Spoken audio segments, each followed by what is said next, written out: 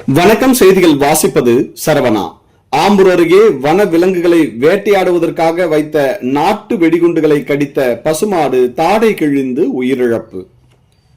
திருப்பத்தூர் மாவட்டம் ஆம்பூர் அடுத்த சோமலாபுரம் பகுதியைச் சேர்ந்த ஏகாம்பரம் மற்றும் தண்டாயுதபாணி ஆகியோர் கால்நடைகளை அதே பகுதியில் உள்ள ஏரிக்கரை ஓடை பகுதியில் மேய்ச்சலுக்காக விட்டுள்ளனர். அப்போது பாலாற்றங்கரையோரம் தனியாருக்கு சொந்தமான நிலத்தில் கால்நடைகள் மேய்ச்சலில் இருந்தபோது அங்கு மர்ம நபர்கள் வன விலங்குகளை வேட்டையாடுவதற்காக வைத்திருந்த நாட்டு வெடிகுண்டுகளை கடித்ததில் ஏகாம்பரத்திற்கு சொந்தமான பசுமாட்டின் தாடை கிழிந்து சம்பவ இடத்திலேயே உயிரிழந்தது. அதேபோல் தண்டாயுதபாணிக்கு சொந்தமான மற்றொரு பசுமாடு நாட்டு வெடிகுண்டை கடித்ததில் தாடை கிழிந்து படுகாயமடைந்து கவலைக்கிடமாகவும் உள்ளது. இதுகுறித்து தகவல் அறிந்து உமராபாத் காவல்துறையினர் சம்பவ இடத்திற்கு விரைந்து வந்து உயிரிழந்த பசுமாட்டின் உடலை கால்நடை மருத்துவர்கள் உதவியதுடன் பிரேத பரிசோதனை செய்தனர்.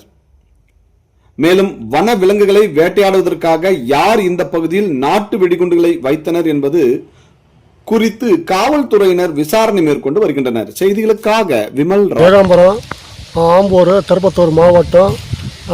ஆத்துங்கர பக்கத்தில் ஏரி ஓரம் கால்வாய் பகுதியில் விவசாயம் பண்ணுறேன், கூலி வேலை செய்கிறேன். 2 மாடு வெடி வச்சு 2 மாடு வாய் கிழிஞ்சு போட்டு 2 மாடு செத்து போச்சு. இதை கால்நடை மருத்துவர் விசாரணை பண்ணி அதை நடவடிக்கை பண்ணி எனக்கு கொடுக்கணும். இதெல்லாம் நிதி உதவி பண்ணி கொடுங்க கவர்மெண்ட்டுக்கு.